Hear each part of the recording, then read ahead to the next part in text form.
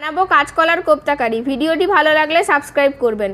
প্রথমে কাঁচকলাগুলো ভালো করে কেটে নিয়ে জল দিয়ে ধুয়ে সেদ্ধ করে নেব। সেদ্ধ হয়ে গেলে এক এক করে খোসা ছাড়িয়ে একটা বাটিতে রেখে শিলে আদা, কাঁচা লঙ্কা ও টমেটো ভালো করে বেটে নেব। বাটা হয়ে গেলে কলার মধ্যে দেব কাঁচা লঙ্কা কুচি, লঙ্কার গুঁড়ো, লবণ, হলুদ গুঁড়ো, জিরে গুঁড়ো, বেসন ও বেটে রাখা মশলা দিয়ে ভালোভাবে মাখিয়ে নেব। মাখানো হয়ে গেলে হাতে অল্প সরষের তেল বুলিয়ে মেখে রাখা কলাটা নিয়ে হাতে গোল গোল করে কোপ্তার আকার দিয়ে দেবো। তেল গরম করে এক এক করে সবকটা ভেজে নিয়ে তুলে নেব। এরপরে কড়াইতে তেল গরম করে হিং ফোড়ন দিয়ে তেজপাতা, শুকনো লঙ্কা ও গোটা জিরে দিয়ে ভালো করে ভেজে অল্প হলুদ গুঁড়ো দিয়ে বেটে রাখা মশলাটা দিয়ে দেবো। এবারে কষানো হয়ে গেলে লঙ্কার গুঁড়ো, লবণ দিয়ে একটু জল দিয়ে কষিয়ে ভেজে রাখা কোপ্তাগুলো দিয়ে আরও কিছুক্ষণ নাড়িয়ে চাড়িয়ে জল দিয়ে ফুটিয়ে নিলেই তৈরি কাঁচকলার কোপ্তাকারি। এরপর খেয়ে দেখা যাক।